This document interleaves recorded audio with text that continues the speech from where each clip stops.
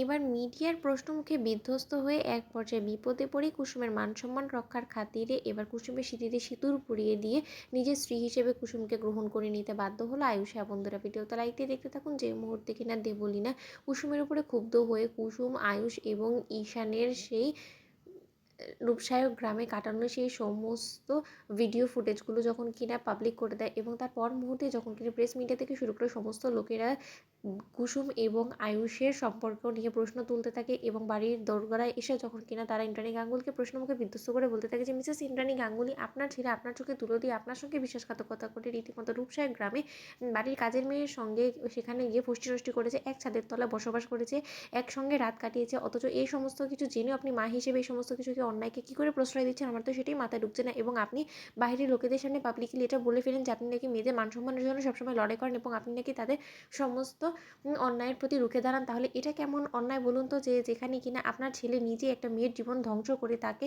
রীতিমতো নিজের বাড়িতে রেখে দিয়েছে এবং তার সঙ্গে দিনের পর দিন বিশ্বাসঘাতকতা করছে, তাকে ব্যবহার করে চলেছে এবং অথচ তার এই সম্পর্কের কোনো রকম কোনো মূল্য নেই এবং সেই সম্পর্কের কোনো নামও নেই, অথচ সেই মেয়েটা এখনও পর্যন্ত আপনাদের বাড়িতে অবস্থান করছে। সেটা কী করে সম্ভব বলুন তো ইন্দ্রাণী গাঙ্গুলি? এর জবাব কি আপনার কাছে আদৌ আছে? ঠিক সেই মুহূর্তে ইন্দ্রাণী গাঙ্গুলি যখন বলে থাকে যে আপনারা কী বলার চেষ্টা করছেন, আমি তো কিছুই বুঝতে পারছি না কী হয়েছে ঠিকই। ঠিক সেই মুহূর্তে যখন কিনা মীনাক্ষী বলতে থাকে যে দিদি গো দিদি, দেখো ওই রূপসায়ক গ্রামে গৌরী সেজে রীতিমতো কুসুম এবং আয়ুষ রাজা সেজে সেখানে দিনের পর দিন একসঙ্গে এক ঘরে থেকেছে এবং ওরা রীতিমতো কী না কি সেই এক ঘরে থেকে করেছে কে জানে বাবা। এটা নিয়ে তো এত প্রশ্ন উঠছে এবং এত তোলপাড় হচ্ছে, গোটা মিডিয়া পাড়াতে তো এরা ভাইরাল হয়ে গিয়েছে। এবার কী করবে? ঠিক সেই মুহূর্তে আয়ুষ যখন বলতে থাকে যে আর একটা বাজে কথা আমার সামনে কুসুমকে নিয়ে বলে আমি জিভ টেনে ছিঁড়ে ফেলে দেবো। ঠিক সেই মুহূর্তে এক গণমাধ্যম কর্মী যখন কিনা বলে ওঠে যে মিস্টার আয়ুষ্মান গাঙ্গুলি, আপনি তো Ganguly group of company is a CEO, তাই না? তাহলে এই সমস্ত এত বড় একটা স্বনামধন্য কোম্পানির ওনার হওয়া সত্ত্বেও একটা কাজের মেয়ের সঙ্গে শেষে কিনা আপনি ঘর বাঁধলেন, তাও আবার গোপনে। তার সঙ্গে এত কিসের গোপনীয়তা, তার সঙ্গে কিসের আপনার এত ঘনিষ্ঠতা বলুন তো? সে যে একটা রীতিমতো কাজের মেয়ে, তাই না?